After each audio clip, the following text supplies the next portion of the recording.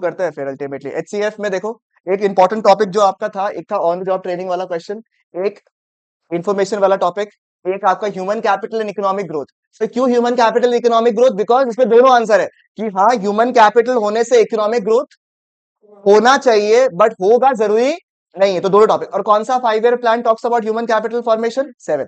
Importance and role मैंने आपको बोला था, पॉइंट्स मैंने आपको करा देता है, effective use of human capital, higher production and productivity, innovation invention वाला पॉइंट, फिर improves the quality of life, life expectancy वाला। ठीक है, और प्रॉब्लम्स वाला भी मैंने आपको कहा था कि ब्रेन ड्रेन वगैरह जो है वो क्या कर लेना आप दिमाग में 2 लाइन 2 मार्क्स के हिसाब से सेट कर लीजिएगा। ठीक है, आइए नेक्स्ट जो टॉपिक हमें करना है वो है human capital and human development. ठीक है, human capital and human development, very important from the exam perspective. ठीक है, दो टर्म्स है, एक है ह्यूमन कैपिटल और एक है ह्यूमन डेवलपमेंट। ठीक है, सुनो, अभी मान लो आप लोग 12th की जब पढ़ाई कर लोगे, उसके बाद में कोई ना कोई अच्छे कोर्सेज पढ़ाई करोगे आप लोग, कोई ना कोई फॉर्म में, चाहे वो कोई भी फील्ड में हो, चाहे वो फाइनेंस में हो या एनी अदर फील्ड में हो, आप लोग कोई अच्छा कोर्स पढ़ोगे। अल्टीमेटली जो आप कोर्स पढ़ोगे आगे जाके, वो आप अल्टीमेटली क्यों पढ़ रहे हो मुझे बताइए? ताकि आगे जाके आप लोग कुछ काम कर सको, सर्विस प्रोवाइड कर सको, कोई बिजनेस शुरू कर सको, कुछ ना कुछ एक ऑब्जेक्टिव है या नहीं मुझे बताइए? That means whatever education, whatever health condition you have right now to improve, उसकी वजह से आगे जाके आप कुछ ना कुछ सर्विसेज प्रोवाइड करोगे या नहीं करोगे मुझे बताइए आप लोग? That means whatever you are studying right now, whatever skills you are inheriting right now is used in the future to produce something, maybe goods, maybe services। बात समझ में आया? दैट मीन्स क्या आप लोग human capital बन रहे हो या नहीं मुझे बताइए आप लोग? The answer is what? Yes sir. Sir क्योंकि आप जो अभी नॉलेज ले रहे हो, स्किल ले रहे हो, ट्रेनिंग ले रहे हो, उसकी वजह से आगे जाके आप कुछ प्रोड्यूस करने वाले हो, गुड्स एंड सर्विसेज। ठीक है, मान लो वीर की हम बात करते हैं, वीर साहब जो है सीए करने के सोच रहे हैं, और वो बंदा जो है, अभी तो आप लोगों को मोटिवेटेड भी हो जाना चाहिए। ठीक है, नॉर्थ ईस्ट रीजन से we have 2 students who have scored AIR ranks 43 और 44 और 49, which is a very big deal after a long long time. I don't remember when we got a rank। ठीक है, बट रैंक वैंक लेकर वीर जो है CA बन गया। अब उसका जॉब वॉब भी बढ़िया चल रहा है, सब कुछ अच्छा चल रहा है, जो भी कर रहा है, बिजनेस कर रहा है, जॉब कर रहा है, अच्छा चल रहा है। अब वीर सोचता है कि यार भैया हमको ना ये कुछ सीखने का मन है, पॉसिबिलिटी है, कुछ सीखने का मन है भैया, इसके बारे में नॉलेज जानना जरूरी है। और वो नॉलेज को ये रियल लाइफ में अप्लाई करे या नहीं करे वो इसके ऊपर है। ठीक है, वो रियल लाइफ में इसको अप्लाई करे या नहीं करे अलग बात है। मान लो मेरे को ऐसे लगा स्कूल्स में जो पढ़ाता है उसका कैसा कॉन्सेप्ट होना चाहिए, क्या होना चाहिए, तो आई परस्यूड बीएड। मैं उसको कभी यूज नहीं करता because I don't plan to go to a school any time further. ठीक है, बट हम रख के रखा जस्ट बिकॉज कि चलो ठीक है मेरे पास किया हुआ है, मन था करने का, कर लिया। अब मुझे बताइए क्या उससे मैं कोई और extra goods and services produce कर रहा हूँ क्या उस चीज की पढ़ाई से? The answer is what? No. उस स्किल से मैं कुछ आगे कर रहा हूँ क्या? तो मैंने लॉ की पढ़ाई कर ली और मैं प्रैक्टिस नहीं कर रहा हूँ, पॉसिबिलिटी है। Yes sir, I love law, I might study law and never practice, may be that's a possibility. ये नॉलेज में ले रहा हूँ नहीं अपने लेवल पे, कुछ प्रोड्यूस करने के लिए ले रहा हूँ क्या? नहीं, बस अपने नॉलेज के लिए ले रहा हूँ। ठीक है, बात समझ में है? चारवी things of improving our English, इसलिए नहीं कि उसको आगे कुछ पढ़ाई करना उससे रिलेटेड, बस खाली जानना चाहता है कि चलो अगर मैं अच्छा इंग्लिश रहेगा तो it will help me in communication in the future. ठीक है, इसमें क्या हो रहा है, दोनों में कुछ एग्जांपल समझो। पहले वाले केस में जो आपने स्किल नॉलेज ट्रेनिंग लिया है वो इसलिए लिया ताकि आप कुछ प्रोड्यूस कर सको, that means you will be a human capital at the end of the day. But जो सेकंड वाले केस है उसमें आपने पढ़ाई लिखाई किया इसलिए नहीं कि आपको कुछ प्रोड्यूस करना है goods and services, but it is essential. बात समझ में आया आपको? It is essential for your living in general. तो इसे बोलते हैं ह्यूमन डेवलपमेंट। इसे क्या बोलते हैं बच्चा? Human development. ठीक है, समझ में आया आपको? इसको बैडमिंटन का बहुत शौक है, कोट वोट लगाया, ये बोलता हम तो ओलंपिक्स में जाएगा। ये क्या हो गया? Human capital, she wants to produce something. हम लोग नॉर्मली कोट लगा लिया, टेबल टेनिस का टेबल लगा लिया, खेल रहे ऐसे normally for enjoyment, for recreation, it is important right? उसे क्या बोलेंगे? Human development. बात समझ में आया आपको? ह्यूमन कैपिटल में क्या हो रहा है? It is a means to reach somewhere. Human capital में education knowledge is what? A means to reach somewhere. मैं आपको पढ़ाऊंगा इसलिए, मैं आपको ट्रेनिंग इसलिए दूंगा ताकि आप रिजल्ट्स लेकर आओ। तो आप मेरे जरिया हो जिसके थ्रू मैं क्या निकालूंगा? रिजल्ट्स निकालूंगा, उसे हम बोलेंगे ह्यूमन कैपिटल। बात समझ में है? और आपने नॉर्मली ऐसे जान लिया, मान लो आज हमने ऐसे डिस्कस किया, आज हमारे पास आधा घंटा का टाइम था, मैंने आपको ऐसे ही करियर के बारे में कुछ बता दिया। आप मेरे पास आधा घंटा का वक्त था, मैंने आपको हल्का सा ऐसे ही फाइनेंस के बारे में, मार्केट्स के बारे में, इन्वेस्टमेंट्स के बारे में बता दिया। यहाँ पे कुछ बदले में मुझे मिलने वाला है क्या? नहीं। It is good for your knowledge, you should know about it, right? It is essential. उसे क्या बोलेंगे हम लोग? Human development. दोनों का मतलब समझ में आया या नहीं आया आप लोग को? क्लियर हुआ बिल्कुल यहाँ तक? मुझे बताइए आप लोग।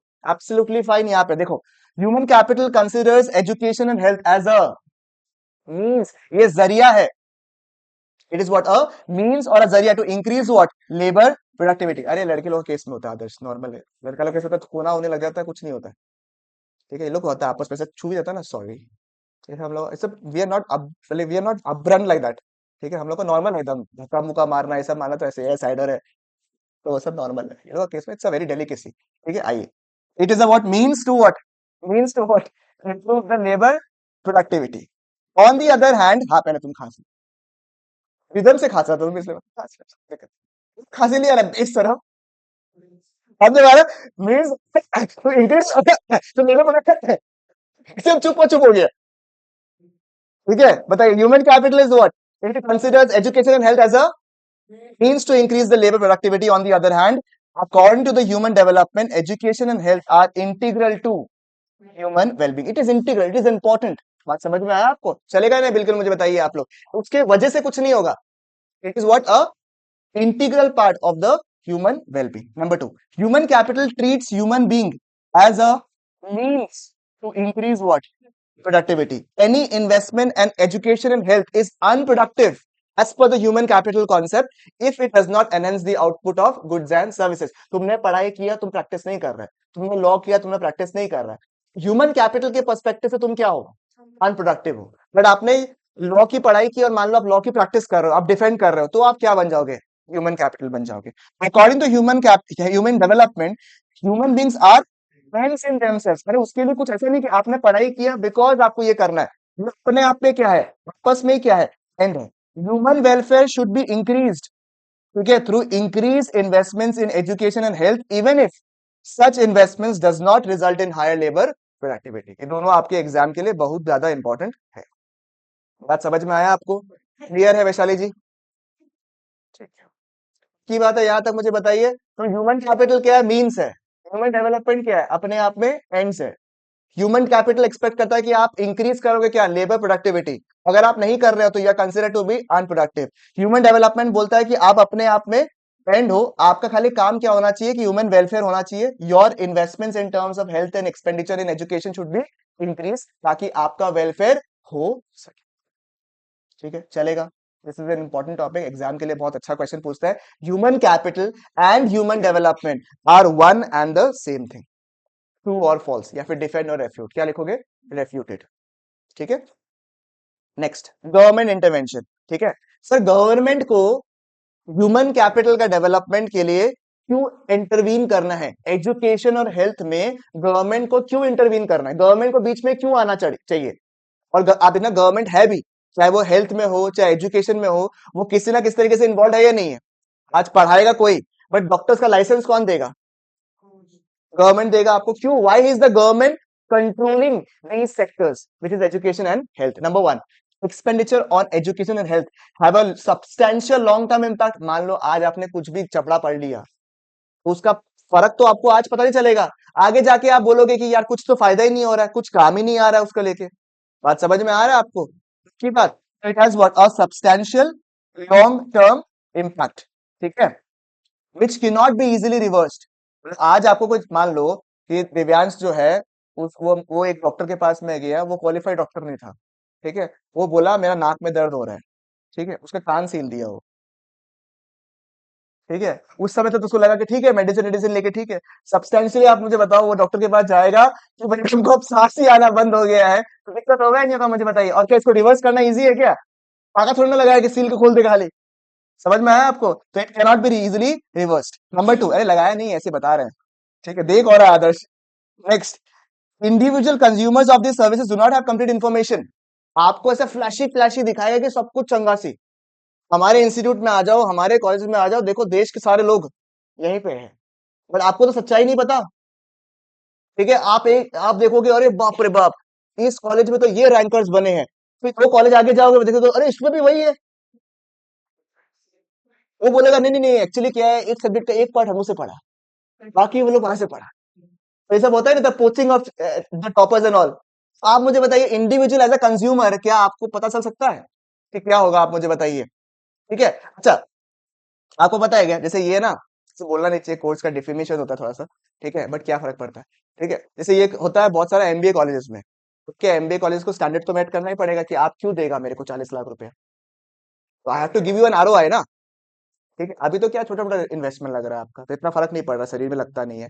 ठीक है, बट जब 40 लाख रुपए 35 लाख रुपए देगा आप, तो लगेगा ना कि यार क्या रिटर्न में आ रहा है, बताओ हमको। सही बात है या नहीं, मुझे बताइए आप लोग। तो वो लोग दिखाता है कि देखो एवरेज पैकेज इतना रुपया है हम लोग का बच्चा का, आप इतना साल के अंदर अपना पूरा का पूरा पैसा को रिकवर कर सकता है। देखो कितना बढ़िया है। आप भी बोलेगा कि अब बढ़िया है, 20 लाख रुपए का पैकेज आ रहा है, क्या पकड़ा कॉलेज है, देता है। आप बोलोगे बोगस भी नहीं है, 20 लाख रुपए देता है। कैसे देता है पता है आपको? मान लो उसको पता है कि आपका 20 लाख रुपए मैच करना है उसको क्लियरली आनंद को, तो वो आपको दिखाएगा सबसे पहले ज्वाइनिंग बोनस 5 लाख रुपया। ज्वाइनिंग बोनस कितना? 5 लाख रुपया। अब ज्वाइनिंग बोनस आपको बार बार मिलेगा क्या, या एक बार मिलेगा? ज्वाइन तो एक ही बार करा ना, एक बार का तो 5 लाख रुपए माइनस हो गया। दूसरा आपको बोला कंपनी में तुम रहो, हमको तुम्हारे अंदर पोटेंशियल दिखता है, तुम कंपनी में रहो 2-3 साल, तुमको हम कंपनी का हिस्सा देगा, उसका वैल्यू है 4 लाख रुपया। मिला अभी कुछ है? कब मिलेगा? 3 साल बाद, अगर तुम रहा तो। ठीक है, तो 9 लाख रुपए इधर हो गया, बाकी तुमको एवरेज सैलरी दे दिया 11 लाख रुपए। तो एक्चुअली में सैलरी कितना है? नियम से देखा जाए तो 11, but you have to show it as 20, so that you can see कि देखो 2 साल के अंदर तुम्हारा पैसा रिकवर हो जाएगा। तो अगर तुम एज एन इंडिविजुअल कंज्यूमर्स, अगर गवर्नमेंट इन्वॉल्व नहीं है, मान लो कोई रेगुलेशन नहीं है इसके ऊपर, तो क्या आपको कंप्लीट इन्फॉर्मेशन कभी भी मिल सकता है? The answer is what, no. And number 3, बहुत सारा education and health care services में they acquire what, monopoly power, ताकि आप एक्सप्लॉइट कर सको। बात समझ में आया आपको? क्लियर है बिल्कुल यहां तक? It happens in education also, why is not CBSE improving it? Because it is almost a monopoly. अगर वही कोई और बोर्ड्स भी आके थोड़ा और क्वालिटी को चैलेंज करे, तो definitely it will help the students. और जहां भी कंपटीशन नहीं हुआ है, वहां पे हमेशा कंज्यूमर्स का ही नुकसान हुआ है, इतिहास गवाह है ये। बात समझ में आया आपको? समझ में आया? If I don't have a competition I will not improve, as simple as that. I will be adamant कि आ तो रहा है ये लोग, क्या फर्क पड़ता है? समझ में आया आपको? क्लियर है बिल्कुल यहां तक? मुझे बताइए आप लोग, हेंस गवर्नमेंट का इन्वॉल्वमेंट जरूरी है। हर्षिका जी, तीन क्या क्या रीजन बताया आपने? एक तो क्या है, सब्सटेंशियल लॉन्ग टर्म इम्पैक्ट होता है। नंबर 2 क्या है, उनके पास कंप्लीट इन्फॉर्मेशन नहीं होता है। नंबर 3, मोनोपोली पावर और एक्सप्लॉइटेशन होता है। इंडिया में कौन कौन रेगुलेटरी ऑथोरिटी है? ठीक है, नंबर 1 आपको पता होगा, एनसीईआरटी, फुल फॉर्म पूछता है इसमें, national council of education research and training. ठीक है, लोगों को नहीं आता है फुल फॉर्म, सच्चाई है ये। ठीक है, हमको भी याद नहीं था, झूठ बोले। फिर एक है यूनिवर्सिटी में, जब आप जाओगे तो देखना, आप सर्टिफाइड आएगा ना, तो यूजीसी सर्टिफाइड आता है, तो यूनिवर्सिटीज ग्रांट्स कमीशन। ठीक है, एंड टेक्निकल नॉलेज के लिए, वोकेशनल टेक्निकल नॉलेज के लिए है AICTE, all India council of technical education. तो ये तीन बॉडीज है इसका, एजुकेशन का। खास लो खास लो। हाँ। और मेडिकल के लिए कौन है? आईसीएमआर, सुना होगा, अपने वैक्सीनेशन के वक्त में काफी पॉपुलर हुए थे, ये वायरली उस वक्त हुए थे। Indian council for medical research. तो ये एक एक मार्क का सवाल पूछ सकता है आपसे। ठीक है, नेक्स्ट। अब जो टॉपिक आपको करवाने वाले हैं, वो थोड़ा एनालिसिस बेस्ड क्वेश्चन ज्यादा है आपका। उसमें से एक दो सवाल आपके सैंपल पेपर में भी दिए हुए थे। ठीक है, लास्ट टॉपिक है इस चैप्टर का, जो कि है एजुकेशन सेक्टर इन इंडिया। ठीक है, last topic, and then we are done. ठीक है, कौन सा? नहीं, वो एजुकेशन का ही पार्ट है। और वो इम्पोर्टेंट भी है इस बार आपके वो लिस्ट ऑफ क्वेश्चंस में है वो वाला क्वेश्चन, फ्यूचर पर्सपेक्टिव वाला जो क्वेश्चन है ना, वो वाला। ठीक है, सुनो, growth in government expenditure on education. ठीक है, कि भाई जो भी गवर्नमेंट के पास में रेवेन्यू आता है, उसमें से गवर्नमेंट कितना खर्चा करता है ऑन एजुकेशन। तो पहले कितना था आपका? 7.92%, अभी इंक्रीज कितना हो गया? 15.7%। सर जीडीपी का कितना है? जीडीपी का कितना है? It has increase from 0.6% to 4.13%। The target expenditure was 6% of the GDP, और 6 और 7% ऑफ द जीडीपी। बट अभी तक कितना इन्वेस्टमेंट किया है? खाली 4.13% आपका एक्सपेंडिचर किया गया है। बात समझ में आया आपको? चलेगा ना बिल्कुल यहां तक? ठीक है, तो कॉन्टेक्स्ट, चाइना आपको पता ना, छोटा मोटा economy with very less amount of GDP. ठीक है, not much bigger than India. ठीक है, तो वो अपना 5% खर्चा करता है ऑन एजुकेशन, इमेजिन। एंड हम लोग है among the largest GDPs in the world, but we are nowhere close to 1 and 2। ठीक है, that's a fact, let admit it. ठीक है, तो वो अपना 5% करता है ऑन एजुकेशन। ठीक है, तो we are doing substantially low only ना इन टर्म्स ऑफ एजुकेशन। तो आप मुझे बताइए गवर्नमेंट अपना खर्चा कितना करता है? 7.92 से कितना इंक्रीज हो गया? 15%। और एज पर जीडीपी की तरफ से कितना होगा आपको मुझे बताइए आप लोग? 0.64 से इंक्रीज होके कितना हो गया? 4.13। ये जो क्वेश्चन, ये जो पॉइंट नंबर 2 दिख रहा है आपको, ये वाला परसेंटेज ऑफ जीडीपी वाला, इसके ऊपर सैंपल पेपर में क्वेश्चन था कि गवर्नमेंट एम टू अचीव 6% या गवर्नमेंट ने अचीव किया 6%। ट्रू और फॉल्स? फॉल्स है, क्योंकि गवर्नमेंट ने अब तक कितना, मोटा मोटी 4.5% तक ही जीडीपी खर्चा किया है। उसमें से भी जो खर्चा गवर्नमेंट कर रहा है, उसमें से भी प्राइमरी खर्चा किसके ऊपर हो रहा है? On providing elementary education. जो बच्चों है टिकला टिकला उठू उठू लोग जो होता है, वो लोग के ऊपर ही खर्चा कर रहा है। Major share is is done on the primary education. Higher and tertiary education में अभी भी जो है सबसे क्या है? लीस्ट है। ठीक है, तो पहला सेकंड इंपॉर्टेंट पॉइंट क्या होगा? पहला बात तो जो टारगेट था 6-7% का, वो अचीव नहीं होकर कितना हुआ? खाली 4.13%। ये डेटा एक बार खाली रीचेक कर लीजिएगा एक बार आप लोग, अगर कुछ भी चेंजेस आया है तो। फिर गवर्नमेंट उसमें से भी मैक्सिमम किसमें स्पेंड करता है? एलिमेंट्री एजुकेशन में, rather than on tertiary and higher education. ठीक है, expenditure on tertiary education is important. ये ऐसे टॉपिक उतना इंपॉर्टेंट नहीं है, बट हमको पढ़ के अच्छा लगता है इसलिए हम पढ़ लेते हैं। ठीक है, on an average government spends less on the tertiary education, however expenditure per student in the tertiary education is higher than that of elementary education, but it does not mean that the financial resources should be transferred from tertiary to elementary education. As we expand the school education, we need more teachers who are trained in higher educational training, so expenditure in all levels of education should be increased। बात समझ में आया आपको? तो yes, tertiary वगैरह में खर्चा कम करता है पर स्टूडेंट के हिसाब से, क्योंकि अवेलमेंट कम होता है ना लोगों का।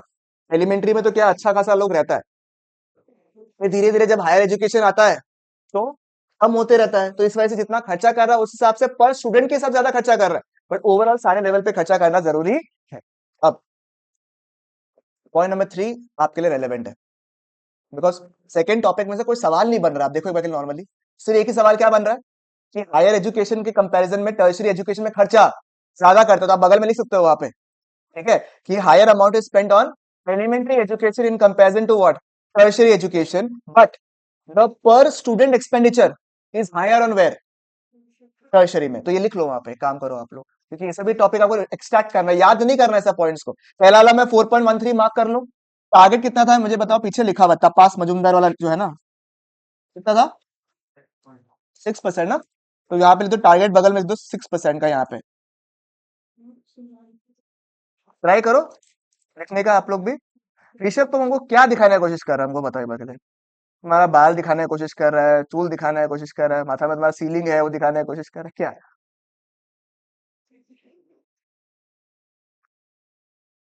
टारगेट कितना था मुझे बताइए? 6%।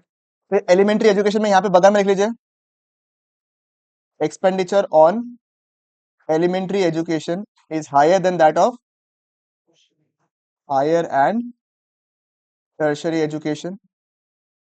ठीक है, बुक नहीं लाया मैडम? अच्छा, वेरी गुड, अमेजिंग। बट देखो ना, किस्मत देखो, but per student expenditure on higher education is more than that of elementary education.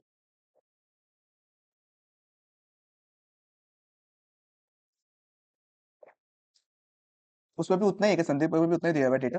4.13 दिया हुआ है ना? ठीक है। कुछ टॉपिक अपन मिस किया है क्या संदीप से? भगवान का देना है।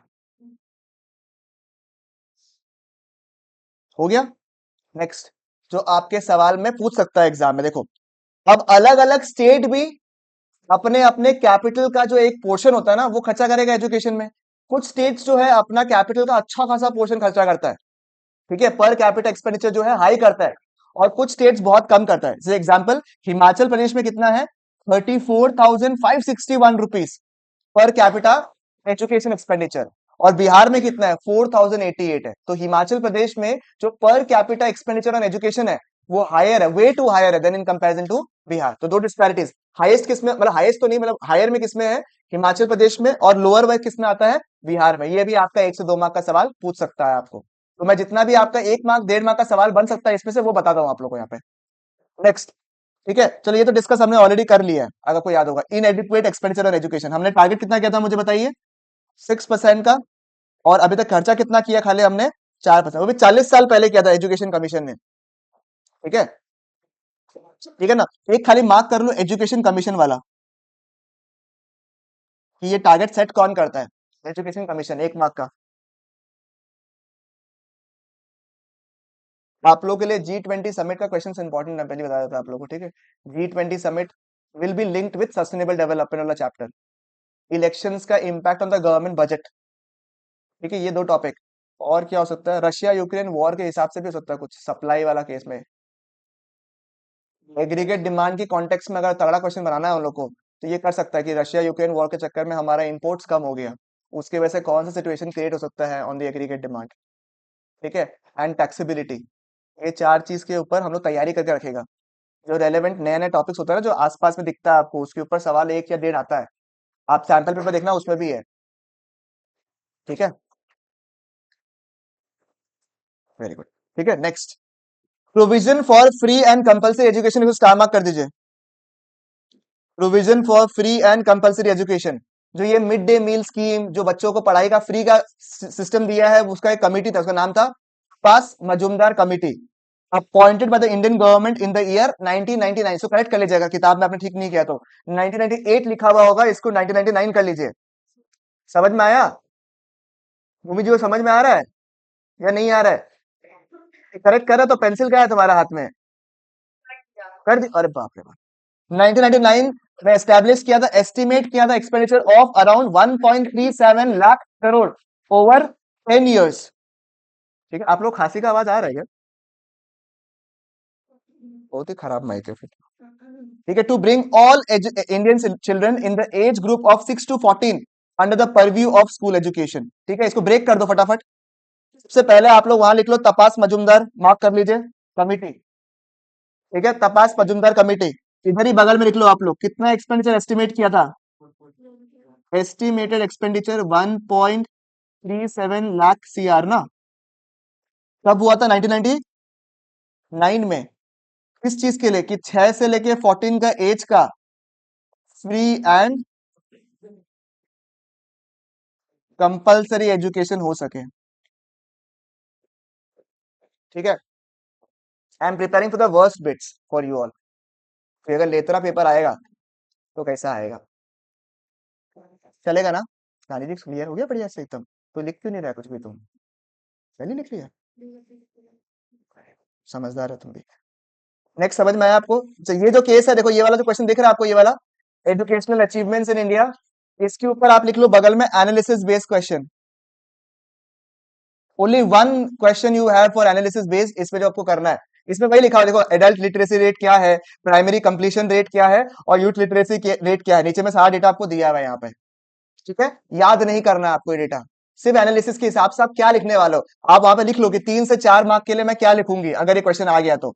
सबसे पहले आपको ये जानना है कि अडल्ट लिटरेसी रेट होता क्या है, प्राइमरी कंप्लीशन रेट क्या होता है, और यूथ लिटरेसी रेट क्या होता है। तीनों चीजों पहले ये लिख लिया आपने डेफिनेशन, उसके बाद आपने डेटा देख के बता दिया कि किसमें कितना है, खत्म।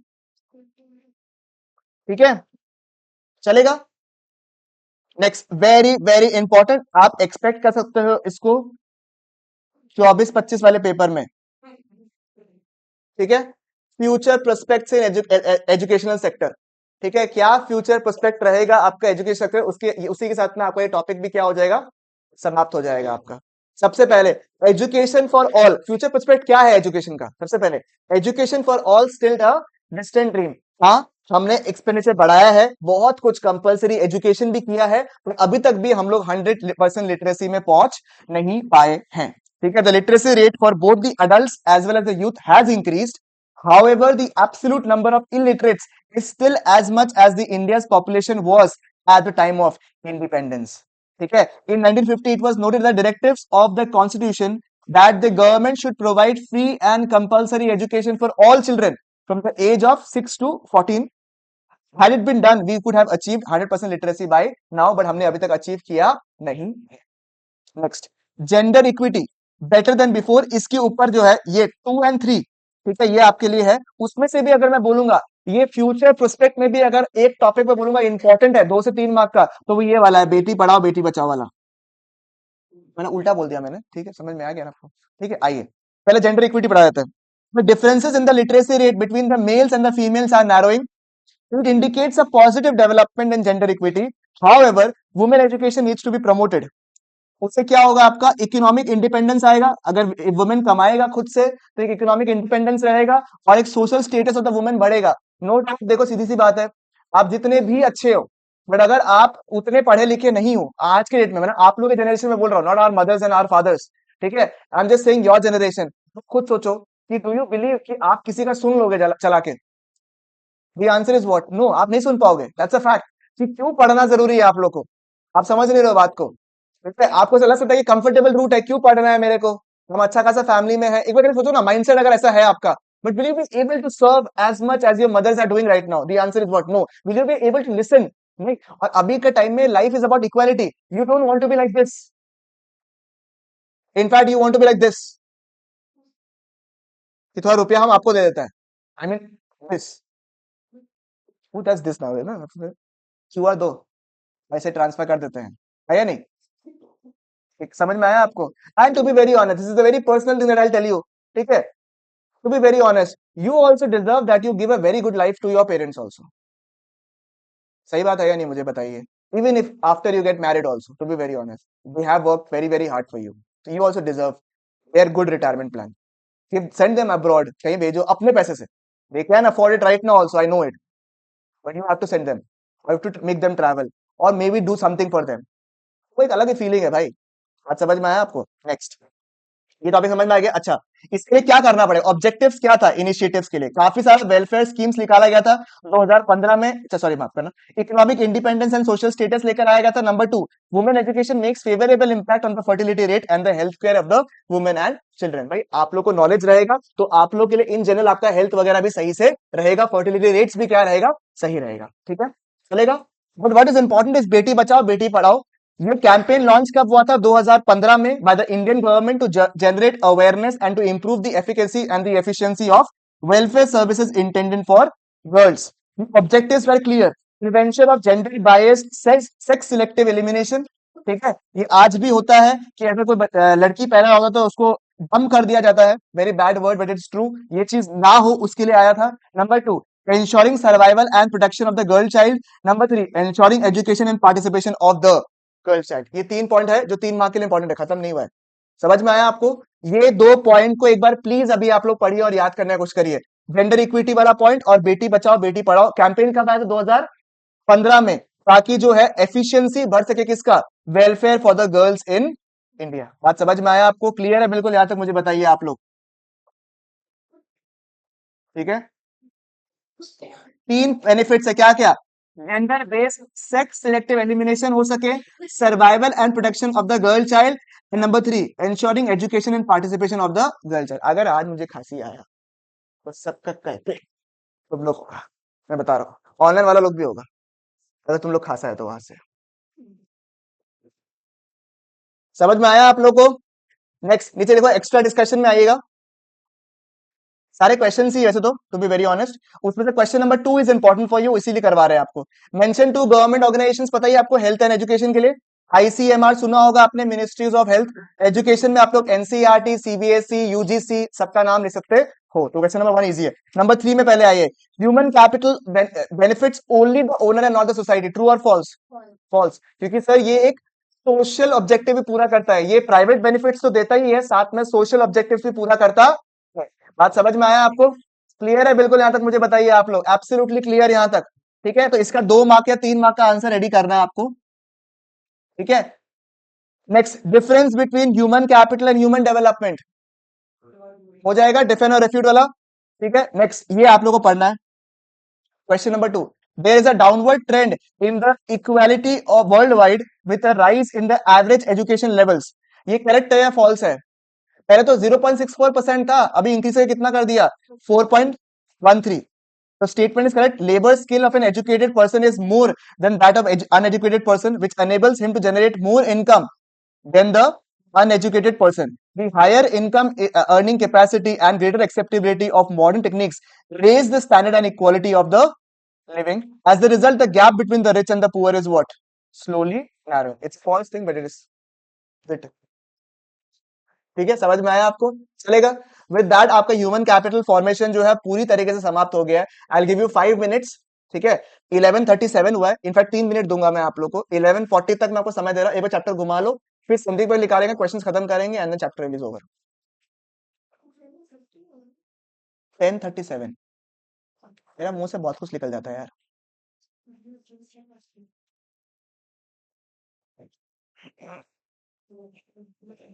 ईशा, अभी तो तुम्हारा मुंह जो है चाइनीज ही बना हुआ है. आंख फूट जा बेशरम. प्रिंसी जी तो आलस की वजह से आज नहीं आया है, समझ में आ गया हमको. आलसी हो गया आज का. टोरल जी को समझ में आया ही नहीं आया?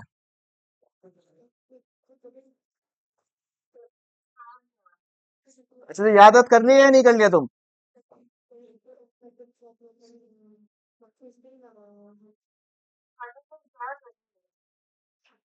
बेशरम, अभी करो.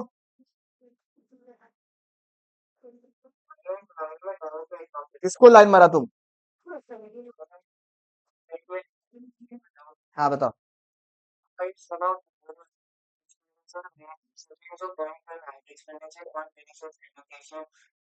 टेरिशरी नहीं, टर्शरी. हाँ हाँ.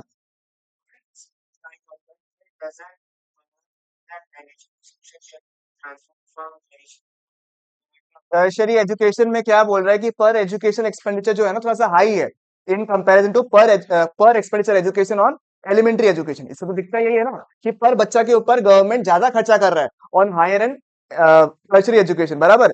पर इसका ये मतलब नहीं है कि कुछ जो पैसा एक्स्ट्रा खर्चा कर रहा है on tertiary and higher education उसको निकाल के एलिमेंट्री के ऊपर डालते हैं, ऐसा नहीं बोल रहा है. बोल रहा है कि खर्चा जब कर रहा है आप, तो भले ही हायर एंड टर्शरी में ज्यादा कर रहे हो आप, पर फिर भी दोनों ही लेवल्स में, क्योंकि जितना चाहिए उतना नहीं कर रहा ना अभी भी, तो दोनों ही लेवल्स में आपका एक्सपेंडिचर जो है बढ़ना चाहिए, चाहे वो एलिमेंट्री हो चाहे वो टर्शरी हो.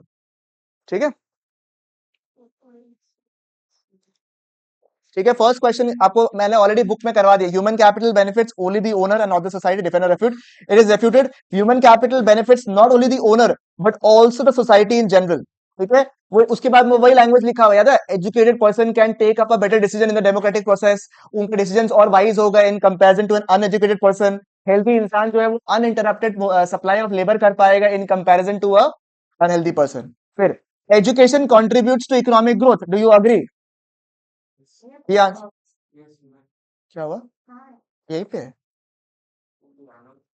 ये पुराना है. ठीक है, जो भी है कोई बात नहीं. ठीक है, the answer is what? Yes.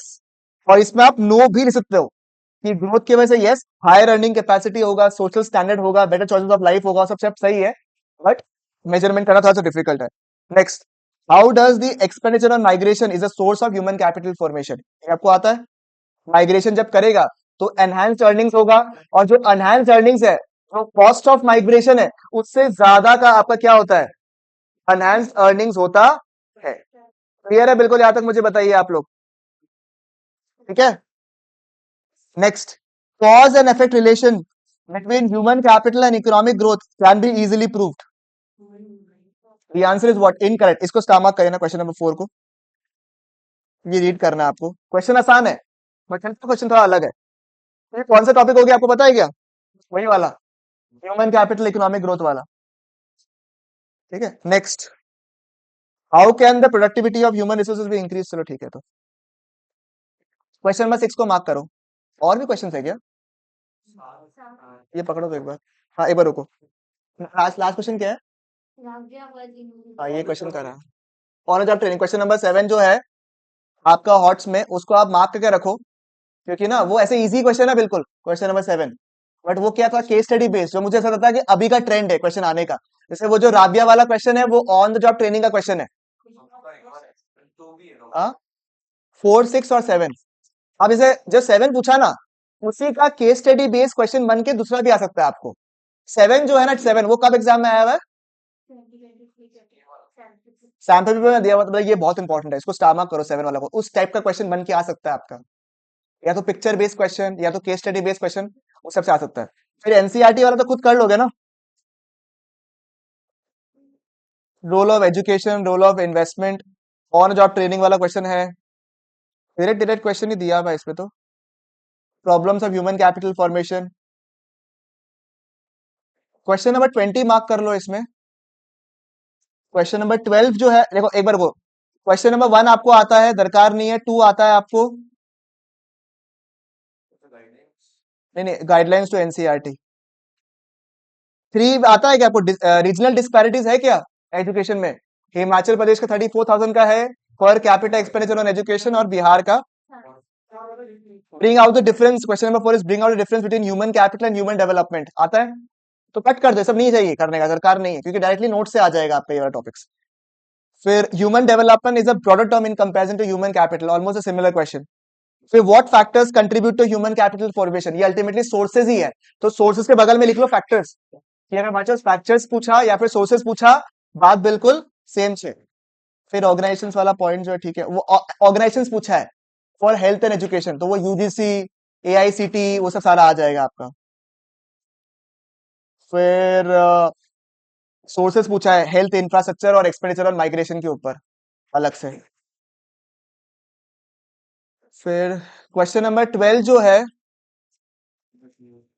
अच्छा क्वेश्चन नंबर 11 जो है, देखो क्या लिखा हुआ, how does investment in human capital contribute to growth, तो ये वाला वो हो गया, higher production and productivity, technological improvements वाला जो है ना, इनोवेशन इन वो वाला टॉपिक आ गया।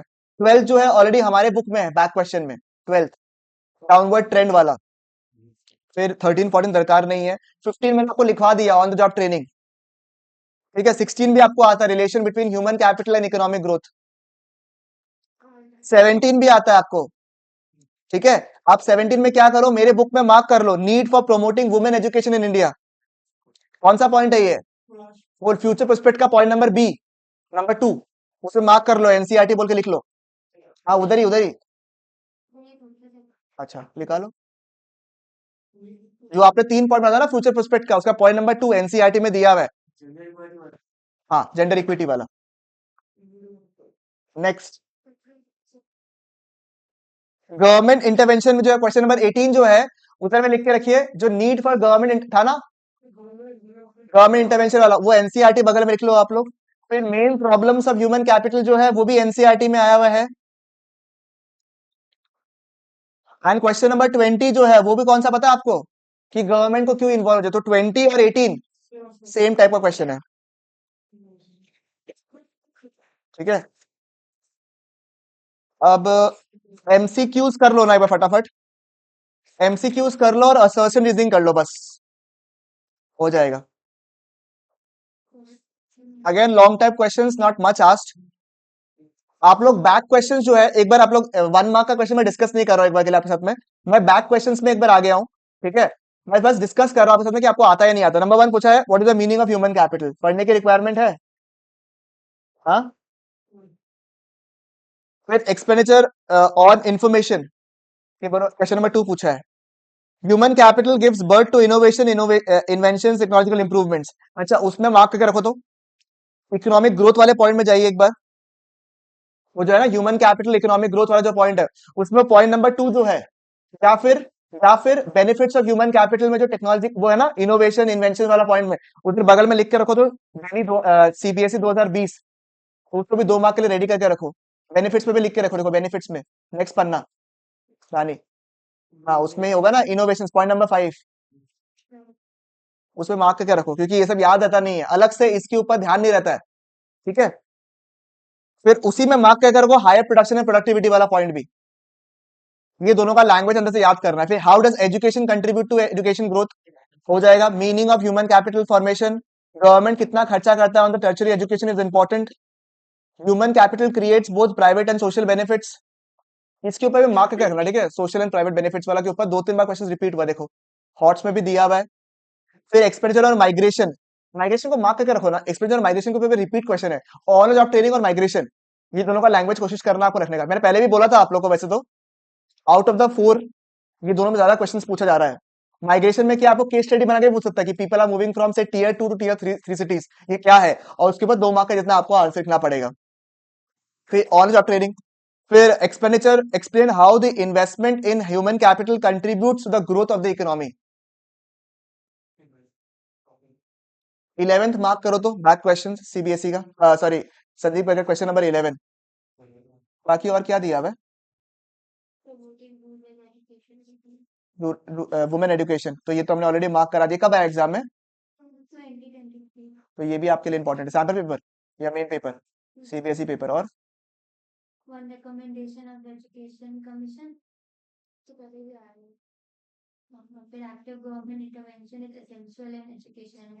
तो ऑलरेडी हम लोग मार्क कर चुका है कि क्यों जरूरी है, वही रीजंस है गवर्नमेंट इंटरवेंशन क्यों जरूरी है, तो इसके ऊपर सवाल एग्जाम में पूछा हुआ भी है।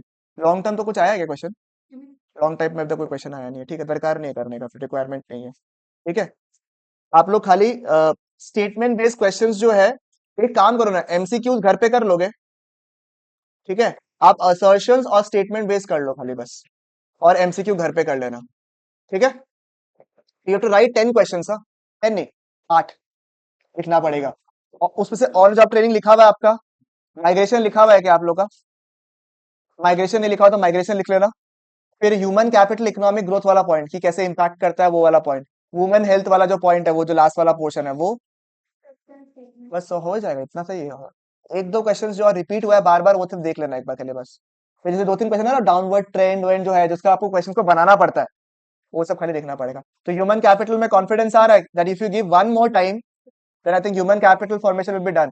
तो ह्यूमन कैपिटल फॉर्मेशन यहाँ से खत्म हो गया, बीच में सिर्फ एक रूरल डेवलपमेंट बचा हुआ है। अगर आपको फ्रैंकली बताओ, rural development is also very simple. वही वो सब है आपका, एनिमल हस्बेंड्री, फिर वो पोल्ट्री, फिशरीज, वो सब है आपका टॉपिक्स, हॉर्टिकल्चर। जाओ जाओ, एम्प्लॉयमेंट बाहर ही रखा हुआ है, देखो तो मेरा टेबल है ना। हाँ,